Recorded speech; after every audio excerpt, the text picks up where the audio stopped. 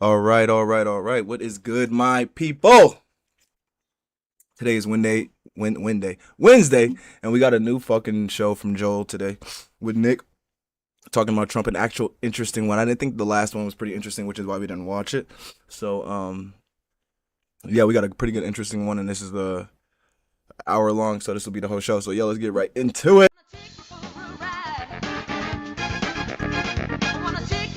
The bitch shaking it, showing it. You this, you that.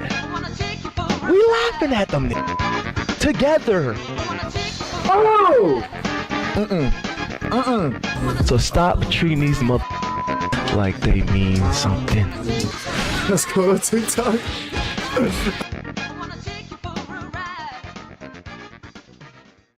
All right, all right. So let's watch this. Let's get right into it because we don't have a lot of time. All right, Donald J. Trump. I got to be honest, I was a bit of a normie back in 2016. I didn't vote for Hillary, of course, but I also just couldn't quite bring myself to vote for Trump. Part of my reasoning was I was in California. A vote for Trump in California is just pissing in the wind, so I didn't feel terrible about it, but I did third party. I wasted my vote. You saw it early. You were on the Trump train, and then 2020, you were still, standing by him, knew that the election was going to be rigged. 2024, you started to feel differently, and you voiced that very clearly, very explicitly. So I was kind of the opposite. 2016, I didn't see it. 2020, I was there. 2024, I voted for Trump, and I shielded for him pretty hard. Right, all through the election, in 2024, me and the guys saying vote for Trump, and he's a little bad on this, that.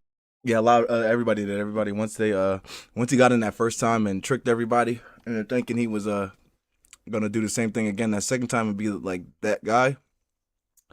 Nah, it didn't. It didn't go the same way. And the other, Kamala's going to be way worse. You should vote for him. Now, since being elected, his first year, there's been some things that I'm grateful for, but I'll be honest, there's been some things I'm like, this is really bad.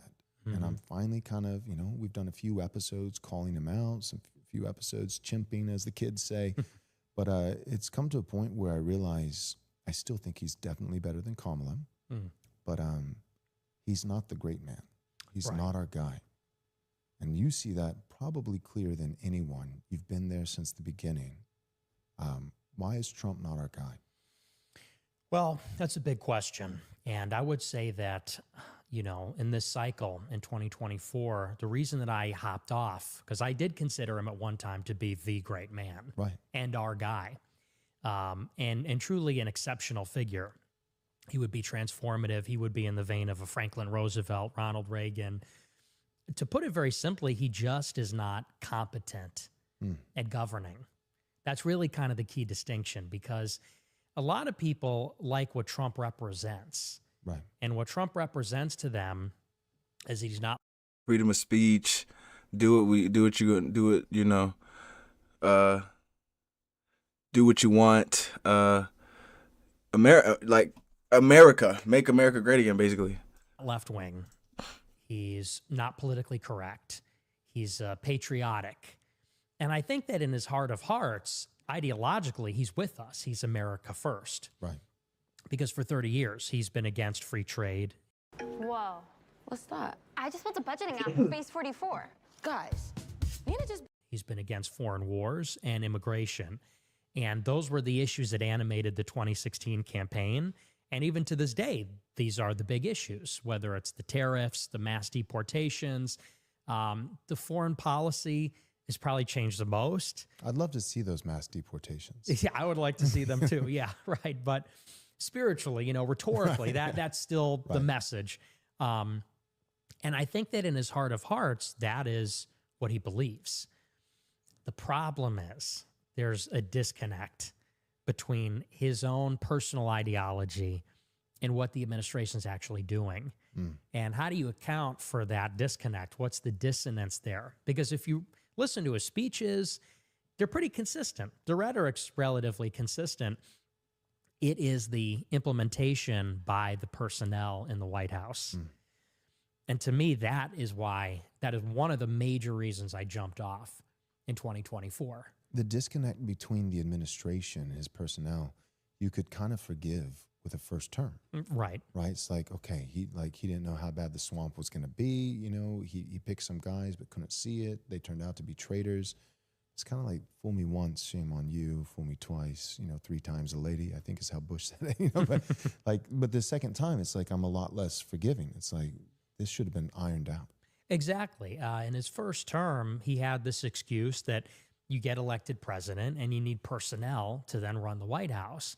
And if you're trying to drain the swamp, who do you bring in to actually do this? Pam You Bondi? actually, what's that? Pam Bondi? Pam Bondi, yeah, right. Well, and in the first term, you come in with no people. He had a very small campaign, and they weren't political people. There's a lot of people he knew from the business world. There's a lot of people he knew from his other professions, his other careers, of which he's had many.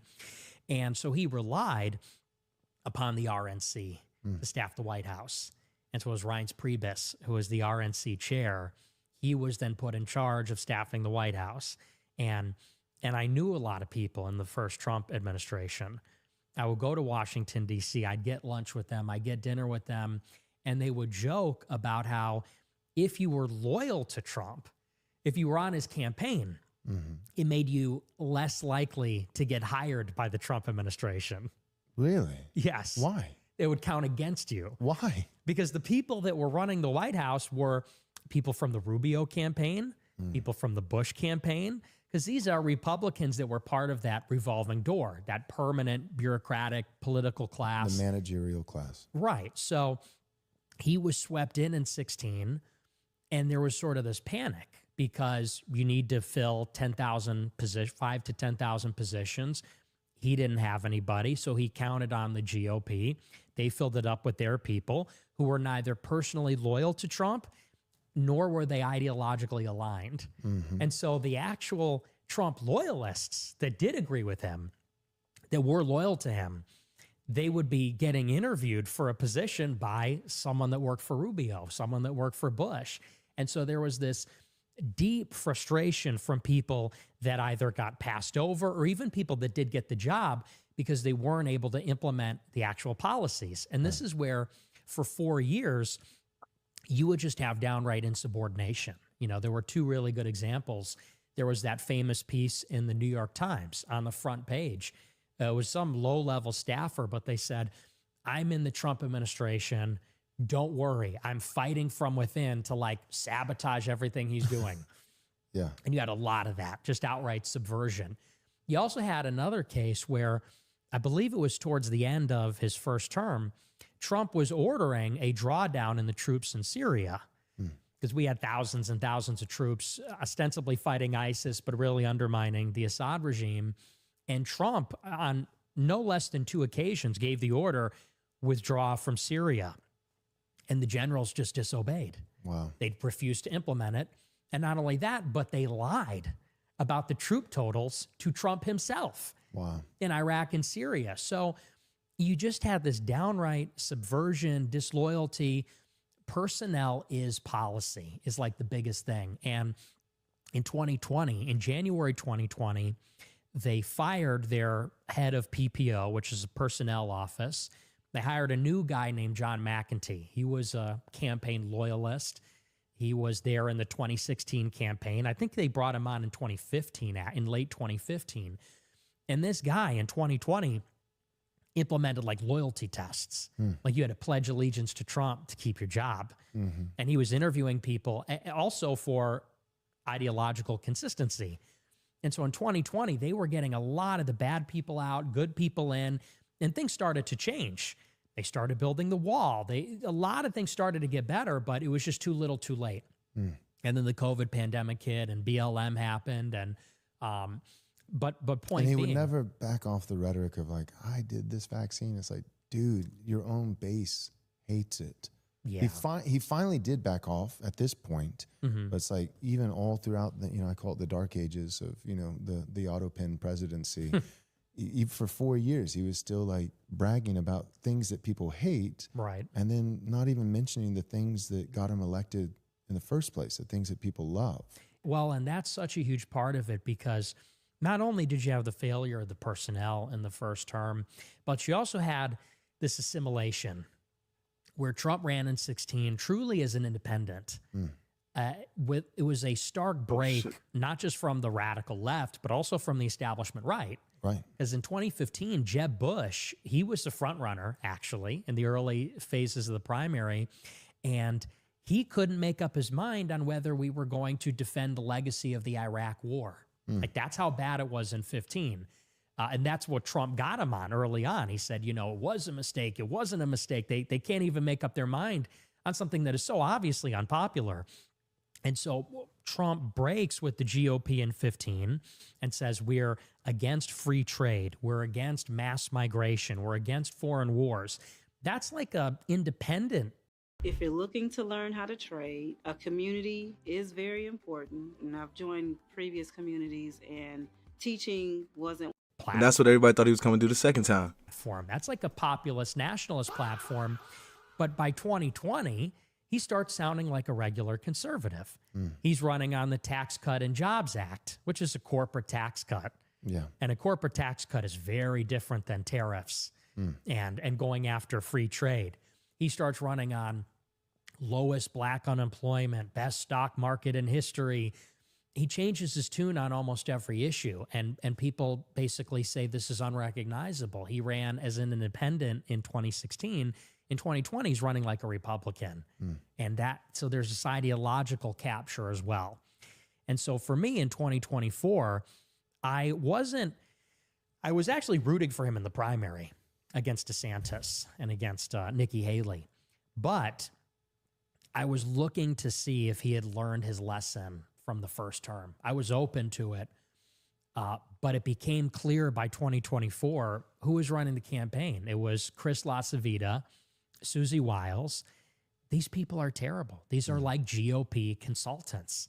And they epitomize that kind of consulting class that Trump railed against in 16, that he hated, that are really part of the problem. Not only that, but they weren't loyal to him. They weren't loyal to him on January 6th and shortly afterward, and they're not ideologically America first. And so it was around the summer of 2024 when they pushed out Project 2025, Right. where a lot of the loyalists were involved. This was a project to staff the White House with the right people. If Susie Wiles and LaCivita were pushing out Project 2025, I said, then clearly Trump has not learned his lesson. And in 24, we're going to get more of the same. And Trump gets elected in 24. The transition starts. And who do they start putting up for the cabinet? Marco Rubio for Secretary of State. Deja vu all over again. Right. You know, in the first White House, it's all Rubio's people. Now in 24, he is the third most powerful person in the cabinet. Scripture tells us that when lawlessness increases, So basically, he didn't learn his lesson, or he has people that tell him what to do.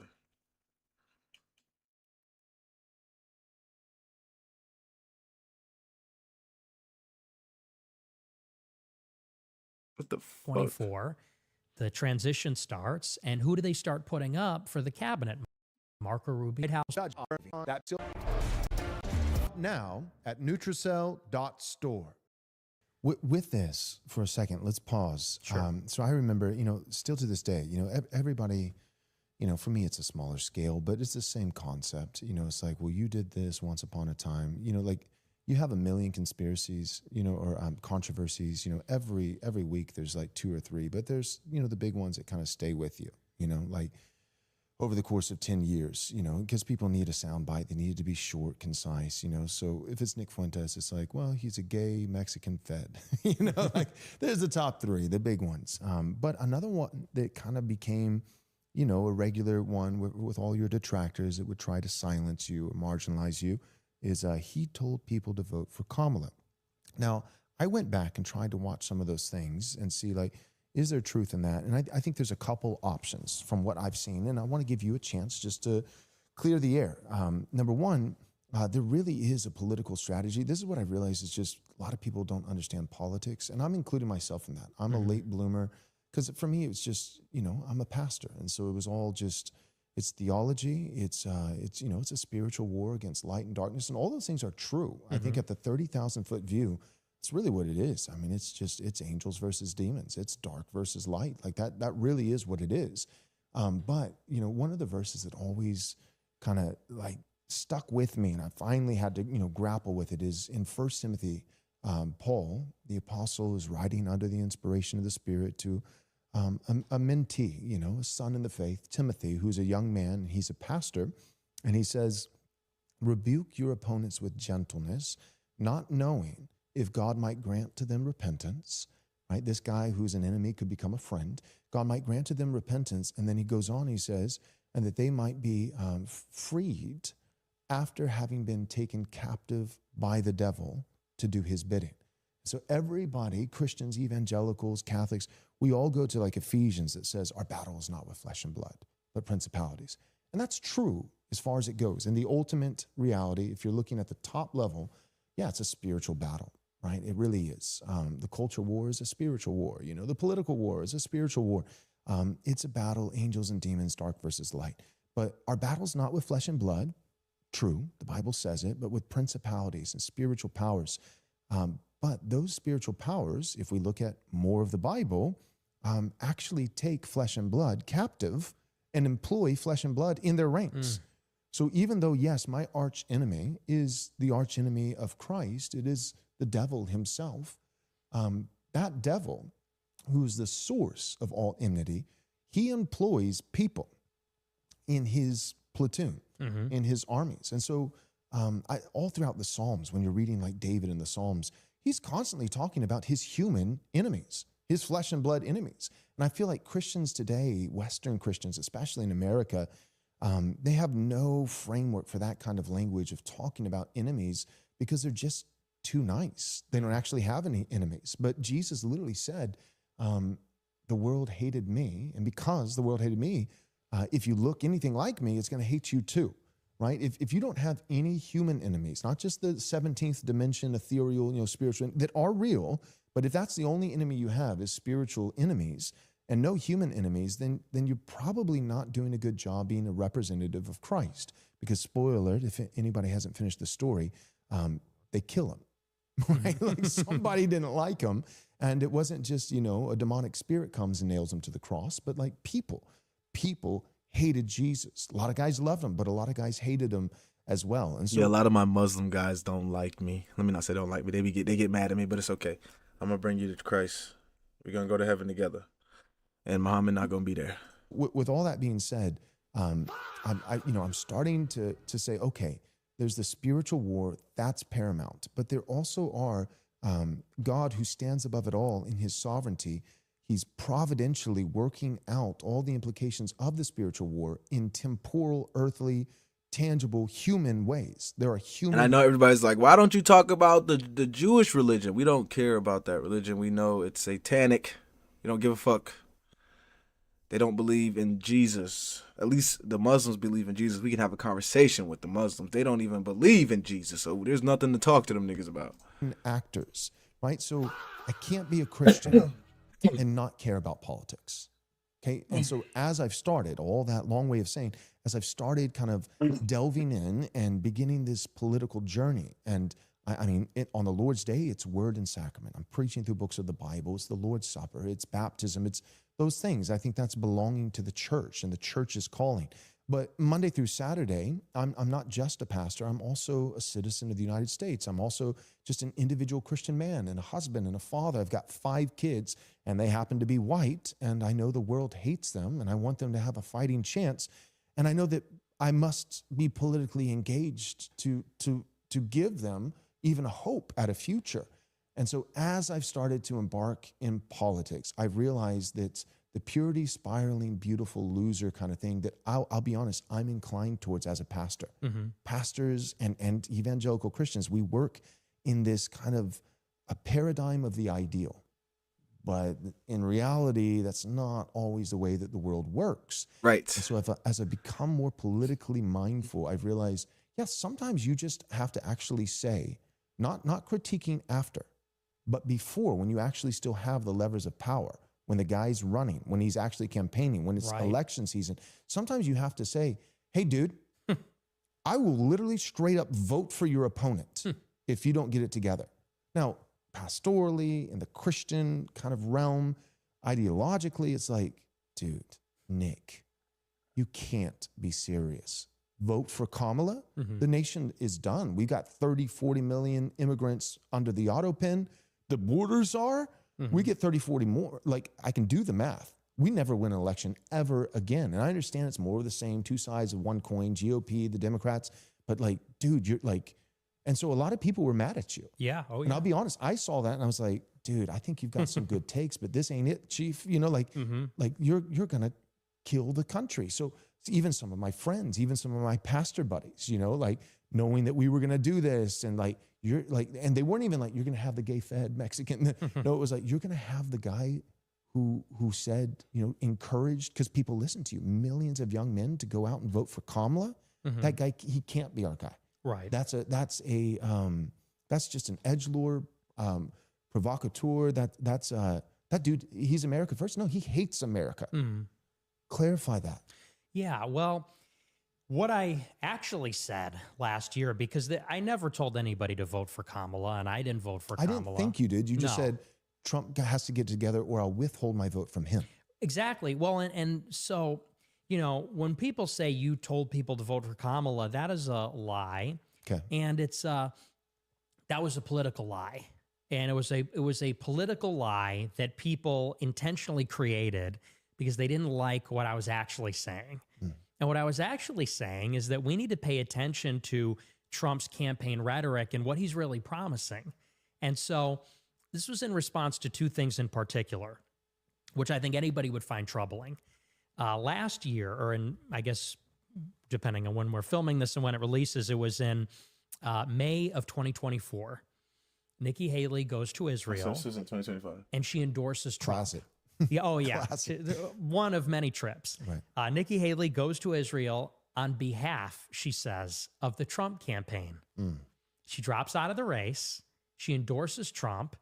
And in the same week, Miriam Adelson commits to give Trump $100 million. The Adelsons are right here. Like, They are. Because I'm in Texas and they're right up there in DFW and we've got friends there. I mean, they were an inch away from putting that casino in there that would just economically and just culturally, I mean, it would draw like flies, you know, just degeneracy, and they're bad news. They are. And they're Israel first. Yes. Everyone knows that they're Pro-Israel. single issue voters. And Miriam is worse than Sheldon because she's actually Israeli. Her late didn't know that. husband, oh yeah, he's American. She's Israeli. She's way more hardcore actually than he is, which is somewhat ironic. And so you have this quid pro quo in the But that's what you have in the Jewish like religion. The matriarch is like the strict one. spring, where The husband is like a and little Nikki bitch. Haley is a client of Miriam Adelson, always has been. The new So Jewish religion. Haley, and she's a neocon, Yeah. major part of the problem. She drops out of the race, visits Israel, endorses Trump, and the deal is then Adelson will give Trump all this money. And the question is, what did Trump give in return? And it's reported that Trump has committed that he's going to allow Israel to annex the West Bank and that he will confront Iran. Because this is happening in the context of the Gaza war and the broader regional war, where Israel is constantly provoking Iran into a battle, which they hope will draw in the United States to destroy Iran or have regime change in Iran. That was the first thing I didn't like. And I said, if Trump is elected, there's a real risk that we're going to go to war with Iran. And a lot of people, that just wasn't even on their radar because people were not paying attention. Right. And so they saw Gaza because that's the headline and that it was that stage of the conflict. But anybody who was paying attention knew it was going towards Iran. That is where it's been building for over a decade. And I think, like I said, he said last year, and when he said last year, 2024, so this got to be 2025. Look what's happening today. We are literally about to go to war with Iran. ever since Trump's first term, because it was Trump that withdrew us from the Iran deal. And not to get too into the weeds, but the point being is that is something that wasn't on people's radar, but I did accurately predict. I said there's going to be a significant effort to bring the United States to war. And under Trump, it's far more likely because he's got backing from the Israel lobby. His administration will be filled with people from South Florida who are loyal to the Israel lobby in South Florida, as it's a major hub of pro-Israel Jews there, Jewish donors. That's what makes up the GOP down there. I said, so that's one. Two, he does a fundraiser at David Sachs' house in San Francisco. And Is he on? Is he one of the guys on the All In podcast? David Yes. Sachs? Okay. Yes, he's from the PayPal Mafia, Right, major Silicon Valley connector. So Trump does a big fundraiser, which this was brought together by J.D. Vance at David Sachs' house. And all the Silicon Valley money is now going to go behind Trump. All of the Silicon Valley money from Little Tech. And these are venture capitalists. These are smaller tech firms that aim to disrupt big tech and Silicon Valley with like the next wave of technologies, big data, AI, VR, some of the defense stuff. Not to put you on the spot, but could you name? Do you have on the top of your mind a couple of the names of companies? Some of these. Like, Sure. What's an example? Palantir Okay. is part Oh, of yeah. Little Tech.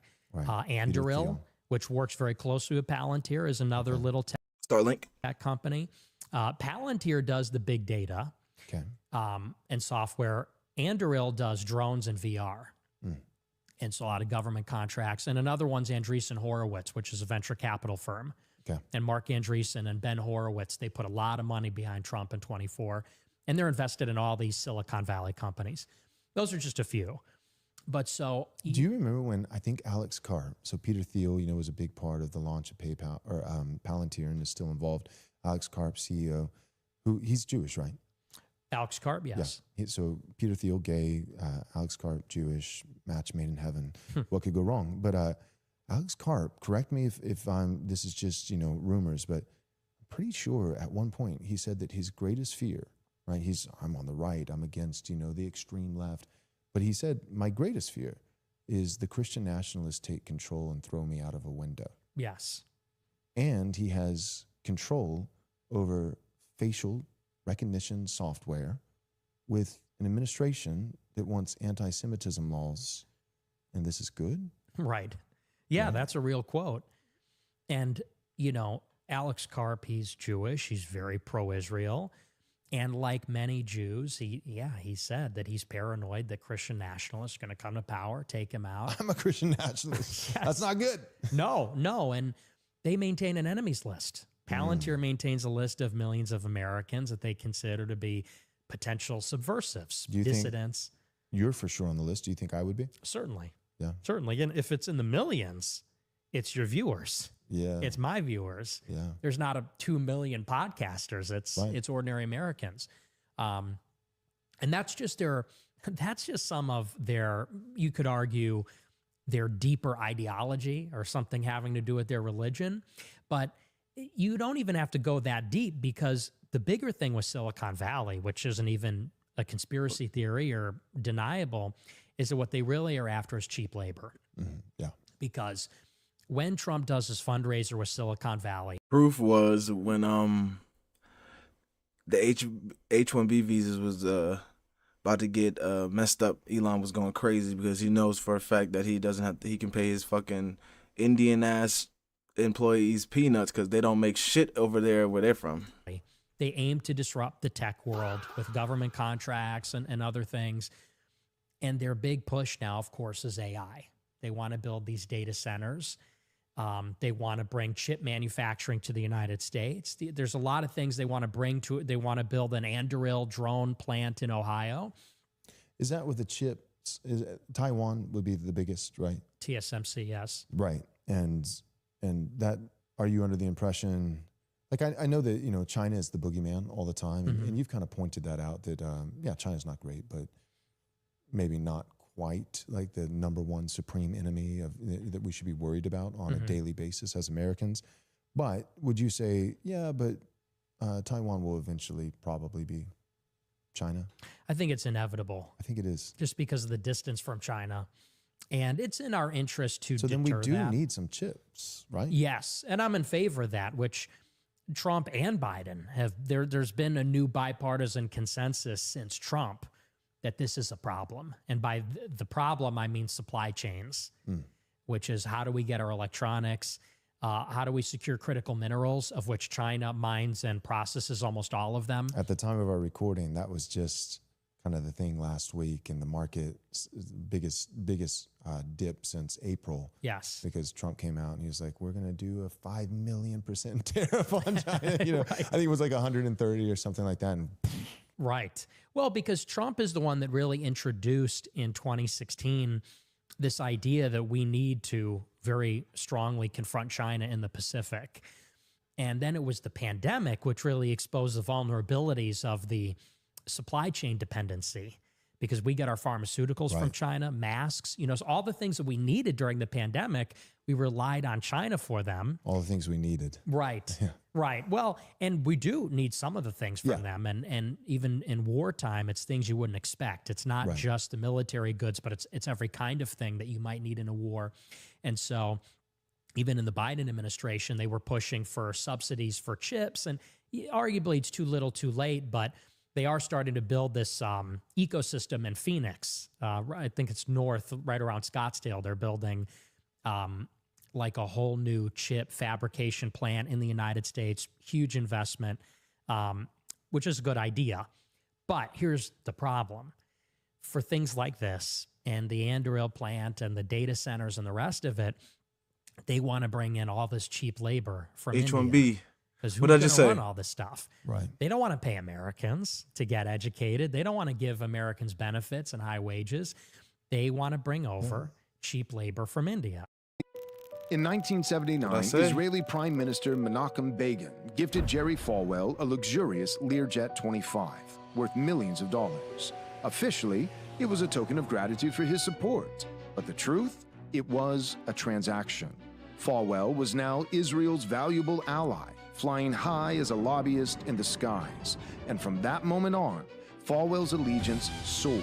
His moral majority made backing Israel a core platform, preaching American prosperity hinged upon blessing the Jewish state, or else face God's wrath. Genesis 12:3 was twisted into foreign policy. Now explore the full account in the hyphenated heresy, Judeo-Christianity. Learn how the faith was hijacked and rediscover Christianity on its own historic terms. Pick up your copy today at Amazon.com. No, they tricked us with a damn ad. Fuck. Dude, in the greater Austin area, I always specify I do not live in Austin. I don't live in Austin. Far enough away, separate county, to hopefully have the police not be defunded, but close enough to where, you know, we have that clientele, so to speak. But my neighborhood, I mean, it's half Indians. Yeah. You know, Not half And, Indian. Oh, I've got shit. 5 little kids. I got in big trouble for saying this, you know, a year and a half ago. But yeah, we go to the neighborhood swimming pool, and I have to explain. You know, my little girl's asking, you know, Dad, what is this person wearing? You know, and it's not just, you know, like, well, that's a different culture. Well, and even that, I have a problem with that. Mm-hmm. It's not American. This is America. We don't do that. Right. We don't do that. Like, some people are like, okay, well, if it was a religious distinction as a Christian pastor, then maybe you'd have a leg to stand on, and you could criticize that, as long as you're super gentle and super nice. And by the time you're done with your criticism, it's not even a criticism even more, but like to criticize culture. Cultures are not equal. Mm-hmm. Western culture is superior, and people make culture.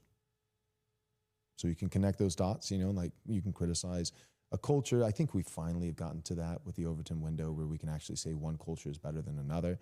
But cultures don't grow out of the ether. People make cultures. So if a culture is better, you know, like you can connect those dots. They're pretty close together. And, you know, as a pastor, I root a lot of that in religion. Mm-hmm. You know, I do think that there's something to be said for race. And we're going to do a whole episode on that. So I think there's a genetic component, but I'm not a race essentialist. And I don't think you are either. I think you would say Christian first, Mm-hmm. right? And then yes, it does matter, heritage and those kinds of things, and ancestry, but Christ first. Is that fair to your position? Yeah. Yeah. So when I'm going to the swimming pool with the girls, it's not just a different cultural garb, but it's like a lot of it is religious. It's like, and I've got to explain why, you know, like a 70-year-old Indian woman is showing her midriff, you know, and has a dot on her forehead. And it's like, yeah, it's not just cultural. And they're like, well, we don't do that as Christians. Like, so how is that religious? And it's like, well, sweetheart, we want to be polite. We want to be kind. But, our neighbor, who we love, worships sand demons. Right. They worship Like- other gods. Mhm. Well, are those other gods good? No, those other gods are evil. Yeah, and they're They're fake demonic. idolaters. And they're like, well, I thought America loved Jesus. America does not love Jesus and hasn't for quite some time. We used to. Mm-hmm. We used to, like Easter Sunday in Manhattan on 3 towers have like crosses lit up. Like America used to be incredible. And I want my kids to grow up in an America that was already gone even by the time I was a kid. But it's not just like, we'll just preach the gospel and conversion. Like it's never less than that. So I'm not substituting, right? It is preach the gospel, do the work of an evangelist, pray. But it's also, we have a flood of foreigners, and they're not just incompatible with America culturally. We have a flood of foreigners who worship foreign gods. And people always point to the Bible, well, Ruth was a foreigner. She can't. Yeah, but she says, your God will be my God, your people will be my people. Implicitly, there's a forsaking of the former gods and the former people. She doesn't set up little Moab in Israel when she moves there and set up, shrines to, Moabite gods and bring, 47 members of her family, and third cousins to join her. No, she says, I'm an Israelite now. That means your people are my people. This place is my place, and your God is my God. And by virtue of saying that, implicitly, we are meant to assume a forsaking of everything beyond that. And then she gets to be queen. No, but by the 4th generation, right, she marries Boaz. They beget Obed. Obed begets Jesse. Jesse begets David. And so by 4 generations with true forsaking, it's only with forsaking that you can have assimilating. So if truly there's a forsaking in that first generation, there can be a real assimilation religiously, culturally, all these kinds of things. And then you get to have all the same privilege. No, you're going to have to wait. But your great-grandchildren, they could be president. They could be king. And David was a man after God's own heart and the best king that Israel ever had. I feel like that's a reasonable position. But this idea that we can just import people by the millions for cheap labor, and in 15 minutes, we'd consider them just as American as you and I. It's like, what are we talking about? Right. Well, and there's just a powerful financial incentive. The people that are bringing them here are immigrants themselves. Elon Musk and Peter Thiel are both immigrants. So true, King. Yeah, and Vivek. so Elon is South African, if y'all didn't know. Vivek, right? His parents are immigrants. Right. All these people that are driving this, they have no attachment to the country or identity with it themselves, and anyway, it's a financial incentive. They're not thinking about the long-term implications, and even if they are, they're rationalizing that by the present consideration, which is it's cheap labor. And this was anyway getting back to my problem with Trump. Is he goes to this fundraiser, and in order to secure the money from Silicon Valley, he goes on the All In podcast with David Sachs, and he commits that he is going to give a green card to every graduate of a university on a foreign student visa, this is not a new idea. They call it stapling green cards to diplomas. We're going to staple a green card to the diploma of every foreign student. It's a very old idea, going back 15 years. And Obama talked about it. Clinton talked about it. Romney talked about it. Like on both sides, they're in favor of this cheap labor. Charlie Kirk talked about it at one time during the Groyper War 6 years ago. And so he Charlie said Kirk, this. BFF for you? Oh, yeah, certainly. Well, we could get into him, in Yeah, we can do that later. Yeah, but so Trump says on the All In podcast, we're going to staple green cards to diplomas. And he reiterates this several times throughout the campaign. We want as many H-1Bs and F-1 visas as possible. And so it was in response to these two things, specifically these two things, in the summer of 2024, where I said, Hello. Do you want to play with me? Sure. You want me to help you with your groceries? The fuck? if Trump gets elected, are we going to get an infinite amount of foreign labor and legal immigration from India and Asia? I said, and are we going to get a war with Iran? Because if that's the case, then this is not MAGA. This is not America First. This is not what we voted for in 16. And I had a lot of other problems with the campaign too, but those were the big ones.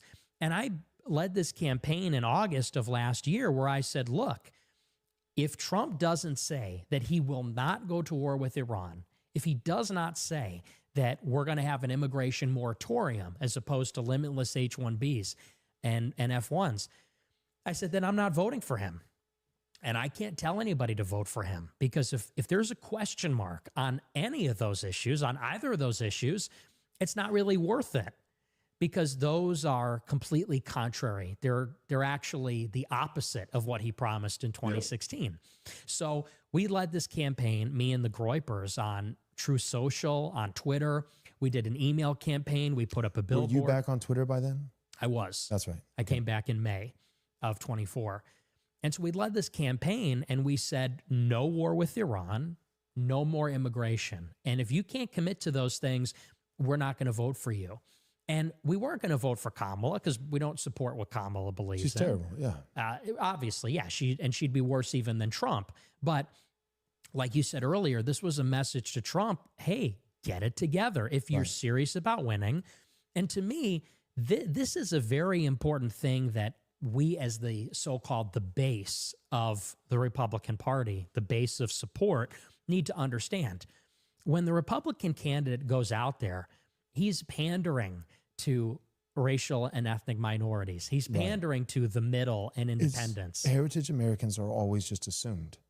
Exactly. Never appreciated, just Right. assumed. And if they're always assuming, and if it's a safe assumption that you're in their column, then they're never going to do anything for you. Yeah. And as a matter of fact, when they're looking to make compromises, they're going to trade off the things you want for the things that the voters, they do not have yet. Now, I have you, so I can give your stuff away. I don't have them, so I'll give your stuff to them. And that's what he did with Silicon Valley and with the Israel lobby. He said, if I want money from Silicon Valley, I need to give them the cheap labor. The base will understand. If I want Miriam Adelson, I might have to give her a war with Iran. The base will understand. I'll convince them. And so throughout the year, I was trying to convince our own people, take your own side. Because Silicon Valley would not support Trump unless he helped them. That's right. Adelson would not support Trump unless he helped her in Israel. But we would vote for Trump no matter what. And that's why we're the suckers. So this was a very calculated lie that came out of, and I do believe it's not conspiratorial. They're trying to win a campaign. This was an attack on the campaign. And I think that elements in the campaign turned out this narrative that me and the Groypers were Democrats, or we were pushing Kamala. That's what they were doing, yeah. It was a malicious lie. And a lot of people bought into that, but I'm okay with They've that. done the same thing, and maybe I've seen that. We're gonna do I've definitely seen that before, where they was like, "Hey, Nick was telling everybody," and I've heard him talk about the story already before. And like you said, he was just saying he wasn't going to vote for Trump. He never told anybody. They even said he was going door to door to tell people to vote for Kamala. It was crazy. Whole episode where we talk about JD Vance, Right. and they've done the same thing, in regards to Gavin Newsom.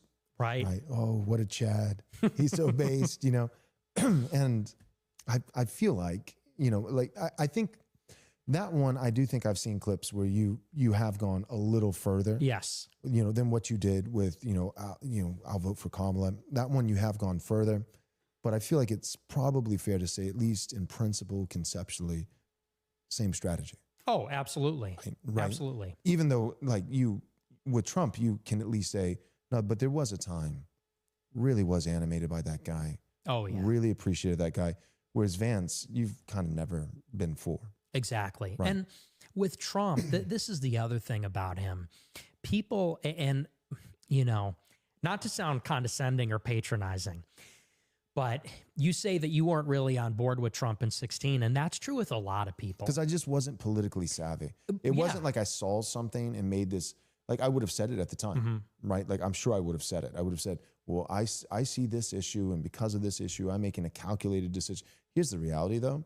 Me and everybody else, it's because we just didn't really care about politics. In part, right, because our lives weren't falling apart in 2016 the way they were later down the road. Right. Like part of the reason everybody's become more political is because they've realized, oh, it actually matters. Yeah. You know, and Shit is hard. This shit is hard. We keep voting for the wrong nigga. They keep fucking us. This shit is getting harder every time. Fuck. Was, stupid enough to where it took a little bit of pain to wake me up. Yeah, and that was a lot of people. And Trump in 16 was very new and very divisive and kind of shocking. He was sort of like shock therapy. Yeah, he was like, I'm going to do what the fuck I'm going to do. I'm going to show y'all what's going on, and I'm going to say whatever the fuck I want to say. If you got a problem with it, what's up? Like, he was just like a real nigga back in 2016. In a cultural sense for the Just country. a white ass nigga going hard as fuck. So many people He was a that wing were half. here for 24. This is a tale often told. We're not there for 16. Mm-hmm. And the reason that matters is because in 2016, first of all, that's when he was at his peak. Yeah. That's when he was in his prime. That was the victory, miraculous victory in the primary against 16 other Republicans. And then in the general against Clinton, which is what made him this iconic figure, really cemented his legacy. That was the movement. And what I tell people on my show, which is hard to kind of convey now if you weren't there for it in 16, and we sort of touched on this, how he was an independent and he had these like populist issues. In 16, it was a completely different proposition. And the proposition that he laid out in his announcement speech in June 2015 was this. He said, politicians are all talk, no action. He said, and the reason that they're all talk and no action is because they're being paid. He said they are being paid. We have a corrupt system. And I am rich. That was the big one. I'm fucking rich. You don't have to worry about niggas paying me. I'm rich. I'ma buy everything. I got all the money in the world. Niggas ain't finna pay me to lie. What I gotta lie for? I got all the money. Donors, consultants, special interests, international banks, he even said. He said, and because the politicians are all bribed, that's why they're never going to deliver real change. They're not putting Americans first. They're putting special interest donors and foreign countries first. He said, but I'm rich. He said, I'm so rich. I'm a billionaire. I don't need their money. I don't need donors and super PACs and all that.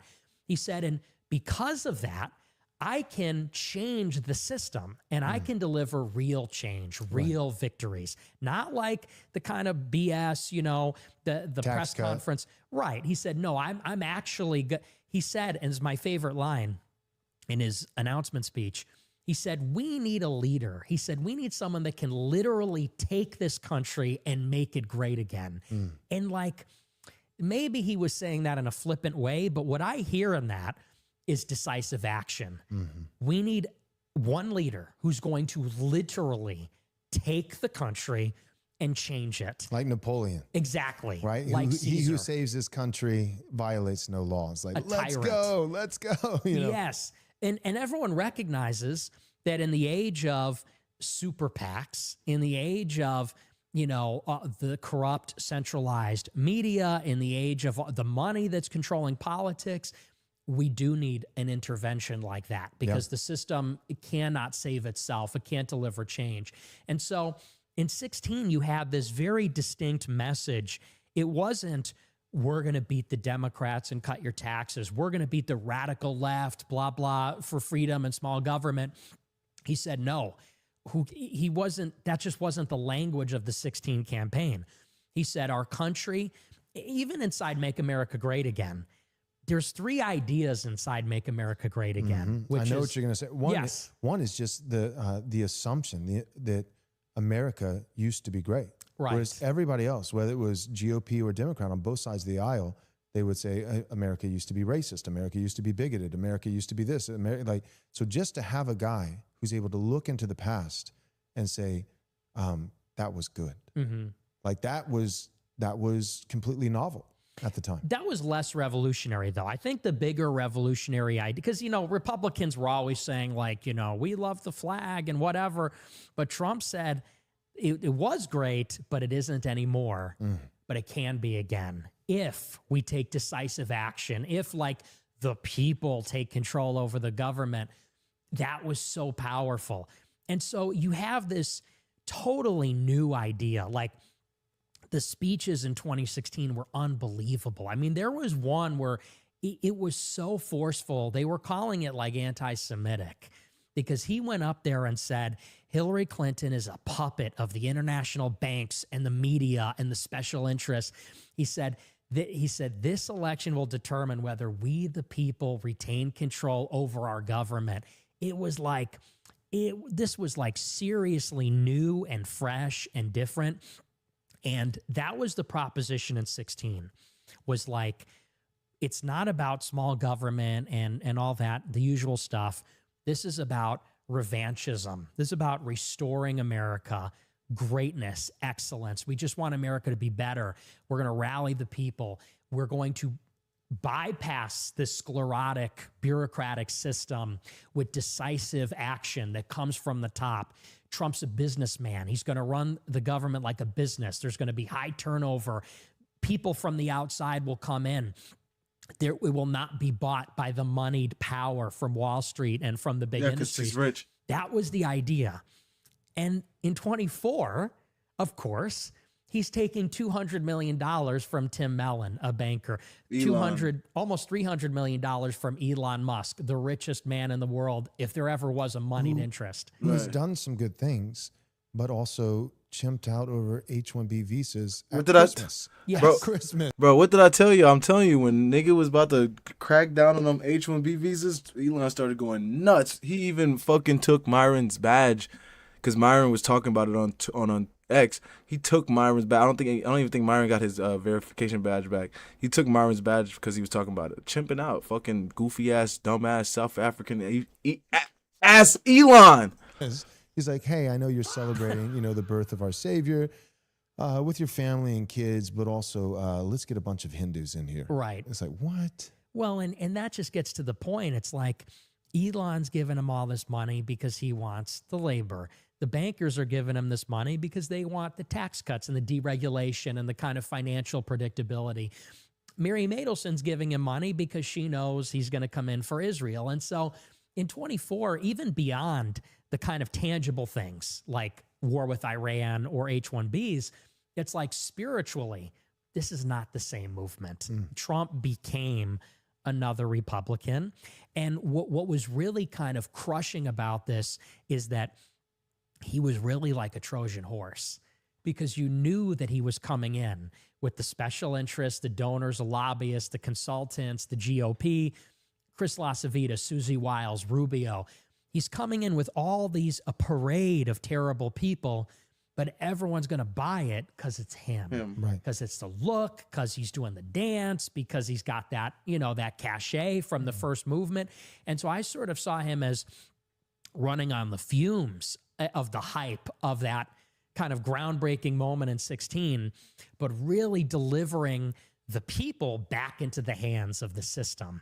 Yeah. Because what he did in 16 was really animate the peasants and the rubes and the masses to bring the pitchforks and torches to burn it all down, metaphorically, to really just change the system.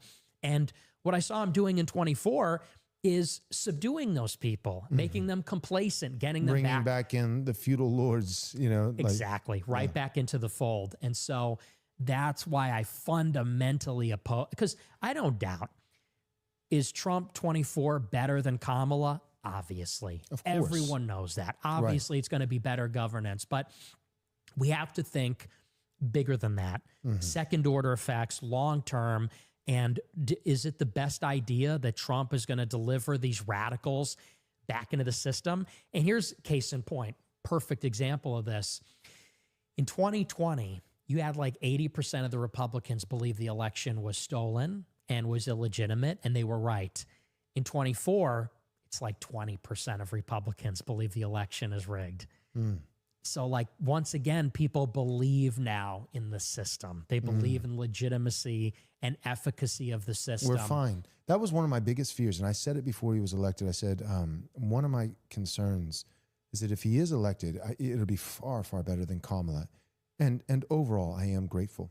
I am grateful, despite, the disappointments and all these kinds of things. Yeah, I would still rather have Trump than Kamala, but it would just that nigga placate. still sucks. Right. You know, it's just like, hey, we won. Like, you know, chat, we're back. You know, like Right. hashtag winning. You know, and then we'd be No. like, this is, you know, like the dog, you know, meme where the house is on fire. This is fine. Yes. Right. You know, whereas Right. at least in 2020, I mean, the house was on fire. I mean, literally, cities on fire, but there was no "this is fine" sentiment. It was like, this is not fine. We've got to raise hell. You know, Right. like we've got to stop this. Whereas I think for a lot of people, and I've noticed it even with churches and pastors, even friends, you know, I've noticed they're like, this is far enough. Mm. It's enough. I'm content with this, and I'm not.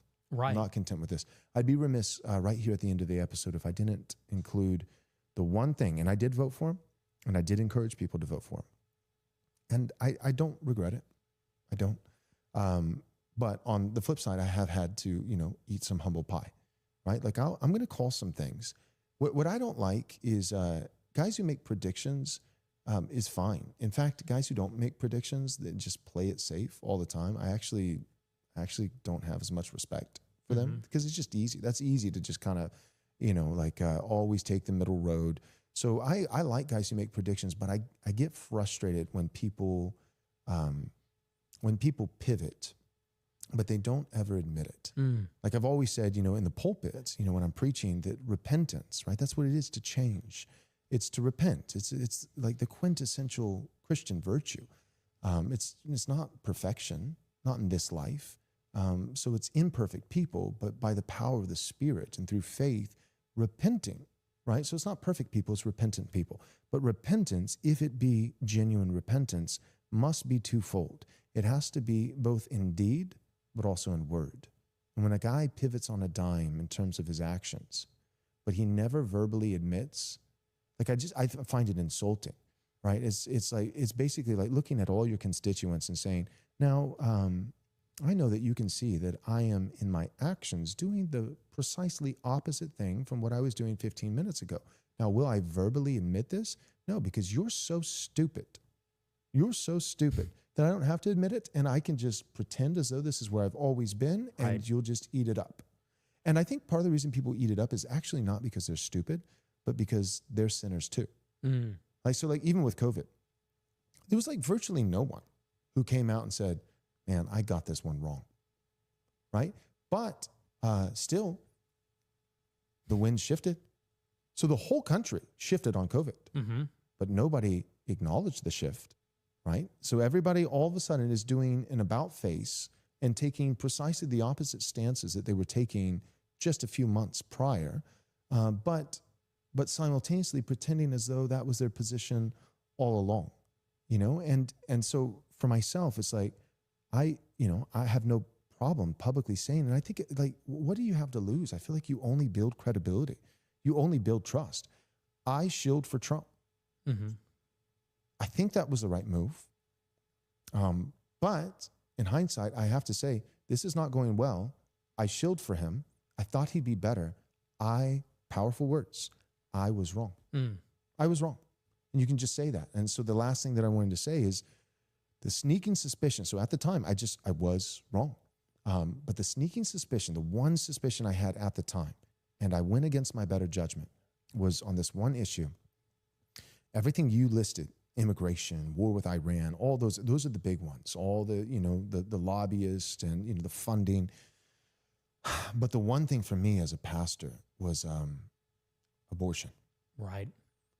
And man, I mean, his rhetoric decisively changed Yes. from 16 to 2024 on abortion. He was not the advocate for life that he was initially. I mean, he never took as strong of a stance as I personally would have liked, but he was the most outspoken. I mean, he literally said, I remember seeing an interview where they asked him, you know, well, what about the woman? Because that's always the narrative, is the second victim. There's two victims in abortion, Right. you know, one, you know, and they're both victims. It's practically the same thing. One, you know, gets sucked out with a vacuum cleaner, and the other one, you know, feels bad about it. Like Right. two victims. Like one of them sounds like a victim, like an atrocious, horrific victim, and the other one sounds like a murderer. Yeah. Right. And we can't say that because, you know, women don't sin.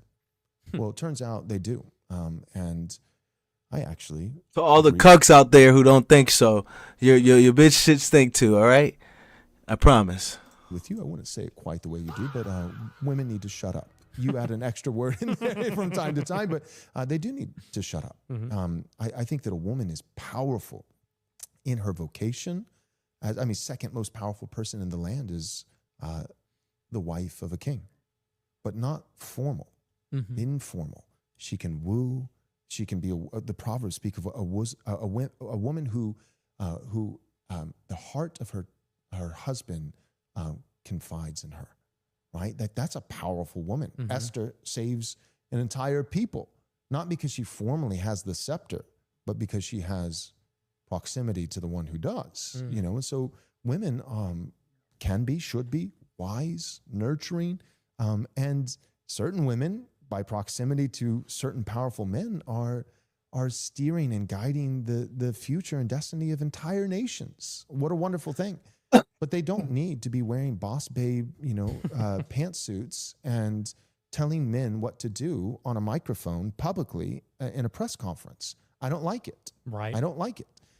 I don't think that is the nature of a woman. It shouldn't be, and the position of a woman. And so, yes, I believe that in abortion, any man who is coercing, right, the boyfriend, the father, the uncle, whatever, he's guilty. That's atrocious. It's sinful.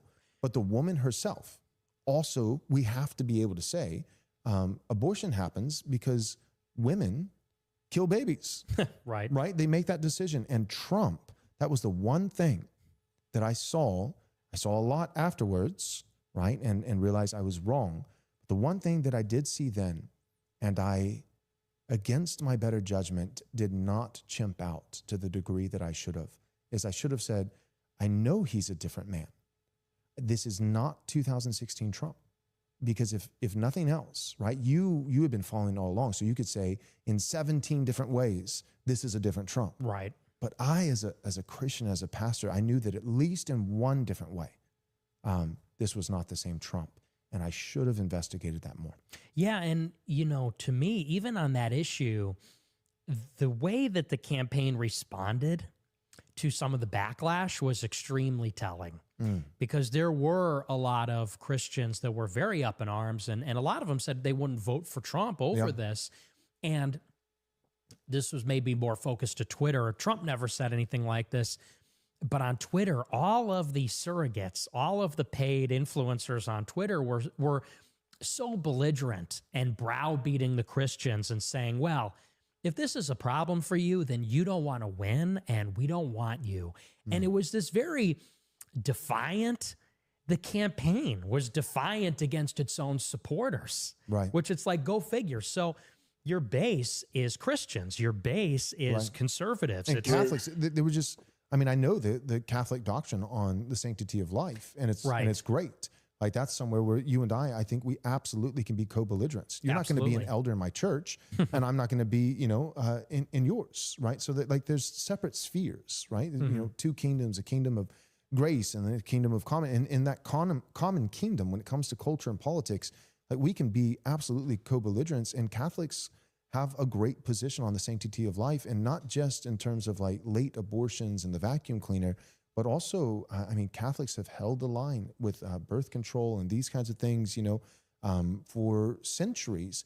And one of the big things that I noticed was the Trump administration started celebrating certain pills that they were going to employ, and then also in vitro, where with in vitro, and I know hitting a little close to home here, but I think you would agree with me. I feel terrible for people who can't conceive. I was adopted because my adoptive mother couldn't conceive, but in vitro, ordinarily, there, some guys can, play it safe and be careful because they have more knowledge, but 9 times out of 10, what you do is, you inseminate 20 different eggs, and the Catholic position and the evangelical position mirrors that. That's the beginning of life. Right. But 20 of those eggs don't get to live a life. They get frozen, which I know this sounds a little extreme, but I think it's true that, what do you call, it's like a Han Solo kind of thing, you get frozen on ice. What do you call someone who's never committed a crime, but they're being locked away on ice. So it's incarceration without a fair trial, Mm-hmm. you know, and then most of those eventually go bad and get flushed, you know? And so like, but Trump literally, that became not just like, hey, I'll allow this. It became a bragging point. It became like, what am I going to do on the issue of life that I fought for in 2016? Well, now I'm going to advocate for certain abortion pills, and I'm going to make sure that, you know, 3 children are born and 17 of them are frozen and eventually flushed down the toilet.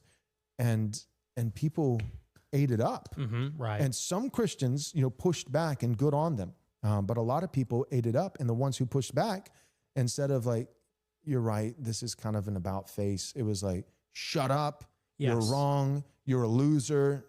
Yeah. Nah, they are absolutely right. Joel and Nick are perfectly right in these assessments of Trump, because in 2016, if y'all didn't know, I was definitely a little normie in 2016. I want to say I didn't come around till probably about 2020 is when I started being actually like noticing shit. But so it's been like 5 years for me. Well, 6 years now since it's 2026. But yeah, that assessment is true, because I remember when he was running in 2016, I wasn't like politically inclined. I would say I wasn't too deep in it, but I understood what he was saying when he was coming in, because he was always talking about I have the money. I don't got to listen to nobody. I could pay for whatever I want to do. I could do whatever I want to do because I have the money for it. I don't have to listen to nobody to get money because I have the money. And he was like, need to get these illegals out of here. We got to build the wall, and we got to bring manufacturing to America again, make America great again.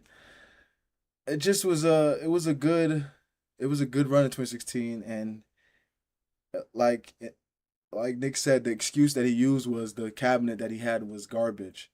And then what happens in 2024, he just redoes the same thing again. So you kind of could see where it was heading, like Nick said, if you was actually paying attention. So that's why I fuck with Nick, because Nick really be on it.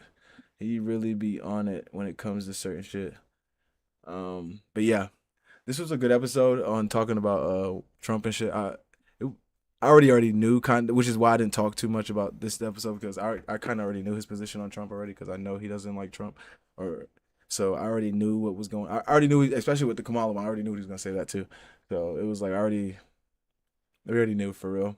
So it wasn't too crazy of an episode, but I still fuck with it. Hopefully they post that next episode. I forgot what he said it was finna be talking about, but it sounded good. But yeah, appreciate everybody for stopping by today. If you ever have any questions, don't be afraid to DM me. I will be sure to talk about it on the stream if I need to. Yeah. Pretty chill day today. Oh yeah. And what I wanted to talk about, I don't know why I'm talking about this, but Anya told you guys, Cardi B, Stephon Diggs, cooked. This is what happens when you're a dumb whore and you don't understand reality, okay? You left one nigga who get bitches to another nigga who get bitches. If you don't want a nigga who get bitches, go find that nigga at McDonald's who don't make shit. You know why he don't get bitches? Because he don't have the money to deal with bitches. That's why he go to McDonald's, nigga. Not because McDonald's is a bad job, but I know they're not making enough money to have billions of bitches like Stephon Diggs, okay? That's what you do when you don't want a nigga who get bitches, okay? All right? All right? Shit is easy. Like, she went from a nigga that get bitches to another nigga that get bitches and mad that they get bitches. The fuck? Stupid ass. You bitches, you better fucking realize we don't care about your money. We don't care about you, whatever the fuck you got going on, unless you cooking, cleaning. Look, sex, sandwich, silence, okay? You didn't hear no bread in that, all right? If you don't do none of that shit, we don't give a fuck, okay?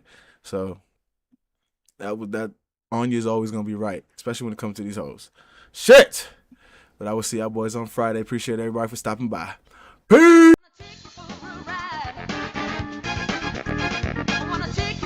The bitch shaking it, showing it.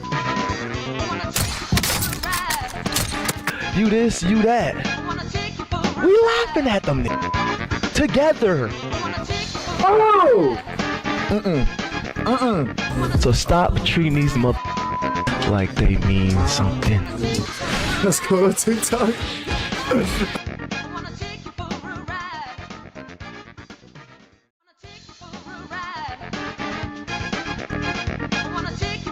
The bitch shaking it, showing it. You this, you that. We laughing at them together. Oh! So stop treating these like they mean something.